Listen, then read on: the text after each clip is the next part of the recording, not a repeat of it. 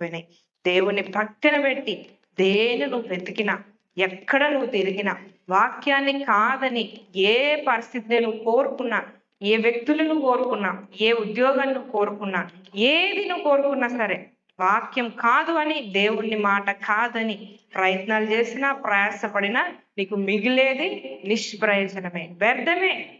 దేవునితో నువ్వు నడిస్తే, దేవుని వాక్యముతో నువ్వు నడిస్తే నీకు ప్రతికూలమైనవి నీకు అనుకూలంగా మార్చబడతాయి. నీ ఎదుట నిలబడినవి నీకు ఆపోజిషన్ గా, నీకు శత్రువులుగా ఉన్నవారు నీ ముందు తల ఉంచేలా దేవుడు చేస్తాడు.